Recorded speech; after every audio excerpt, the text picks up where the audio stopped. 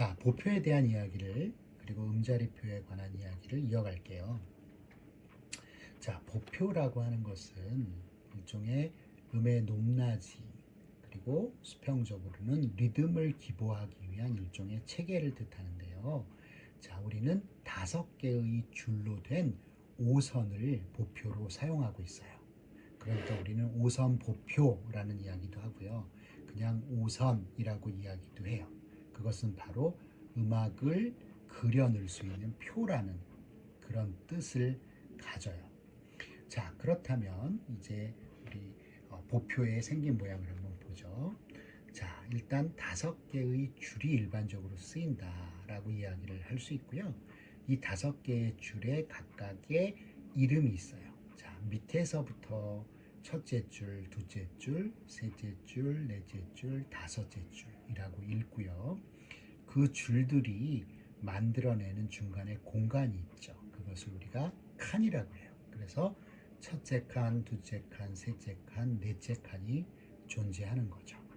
자, 그렇다면 첫째 줄에서 시작을 해서 첫째 칸, 둘째 줄, 둘째 칸 이런 식으로 되는 공간에다가 어떠한 표시를 함으로써 음악을 적어낼 수 있다라는 것이 바로 보표예요. 자, 재밌는 것은 이 보표, 즉 5개로 되어 있는 보표 안에 제일 아래에 있는 음하고 그 다음에 제일 위에 있는 음하고를 대략 그려보면 대략 11도 정도의 그러한 음역이 만들어지거든요. 그러니까 옥타브보다 조금 더 넓죠. 자, 그렇게 그러한 음역이 딱 요 5선 안에 들어가게끔 짜여져 있는 셈이 되는데요. 왜 그럴까요? 그건 바로 그런 정도 음역이 사람들이 쉽게 부를 수 있는 음역이었기 때문이에요. 결국 여러분들도 노래를 불러보시면 가장 쉽게, 다시 말해서 무리하지 않고 소리를 낼 수 있는 것이 대략 그런 정도라고 할 수가 있어요. 자, 그러면 나는 굉장히 낮은 목소리를 가졌어. 근데 내 여자친구는 나보다 훨씬 더 높은 목소리를 가졌어. 그런데 어떻게 그게 이 안에 들어갈까라는 생각을 할 수가 있겠죠. 결국 사람의 고유한 그런 어떤 음역이 달라질 수 있다. 맞아요.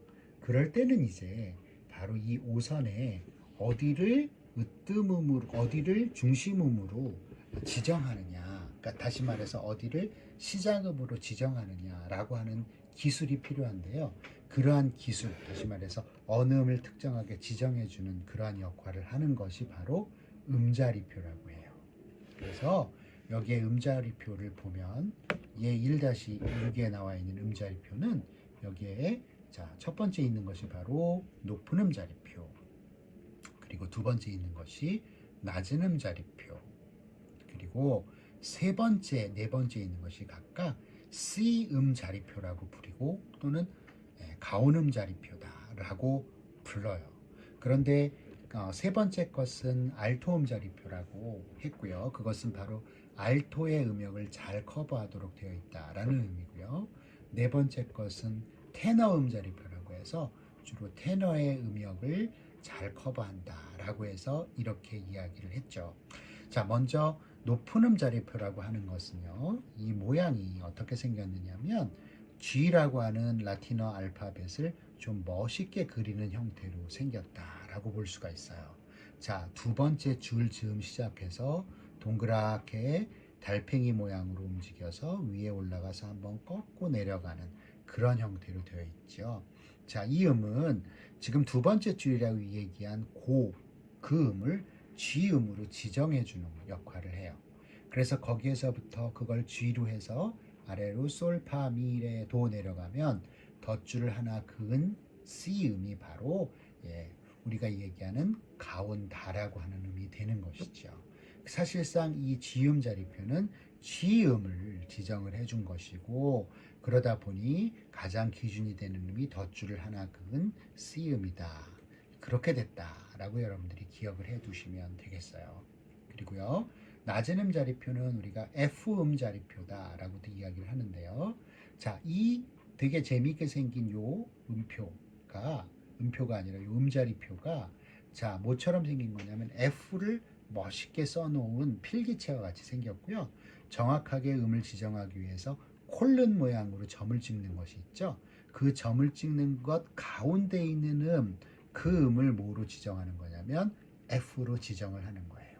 그러면 거기서부터 시작해서 파솔라시 도로 올라갔을 때 마치 아까와 같이 덧줄을 하나 그은 음이 바로 C음이 된다라는 것이죠.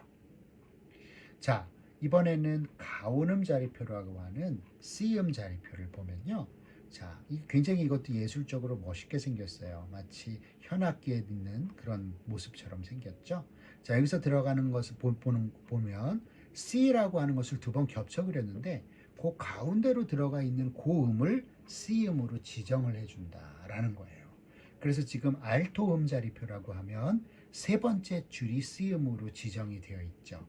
그 얘기는 정 가운데 위치하기 때문에 아래로도 어느 위로도 어느 정도의 음을 골고루 낼 수가 있다라고 하는 그런 장점이 있는 거죠. 그게 바로 알토의 음역을 적절하게 커버할 수 있는 이유기도 해요. 자, 마지막 테너 음자리표는 자, C를 두 번 겹쳐서 쓸 때 가운데 쏙 들어간 바로 네 번째 줄이 바로 C라는 것이고요. 여기가 바로 가온다가 되고요. 그렇다면 이 C음보다 요 아래로 있는 음들을 보다 넉넉하게 낼 수가 있겠네요. 그러니까 아까 알토음보다는 더 밑에 있는 음들을 낼 수가 있겠죠. 자, 이것을 바로 테너 음자리표라고 한다라고 이야기를 할 수가 있어요. 자, 이 세 개의 음자리표 중에 과거에 제일 많이 쓰였던 것은 무엇일까요? 테너 음자리표. 네, 맞아요. 가온 음자리표가 옛날에는 제일 많이 쓰였고요. 그 후에 다른 음자리표들이 여러분들 사용됐다라는 것을 기억을 해 두시면 좋을 것 같아요. 그리고 여기에서는 알토와 테너 음자리표를 설명했지만 이렇게 쏙 들어가는 C음을 지정하는 위치가 이것과는 또 다르게 다른 곳에 걸릴 수 있었거든요. 예를 들어서 첫 번째 줄에 걸렸을 경우 우리는 높은 음 자리표가 아닌 소프라노 음자리표라고도 이야기를 한답니다. 자, 이런 식으로 음자리표에 대해서 우리는 오늘 공부를 해봤어요.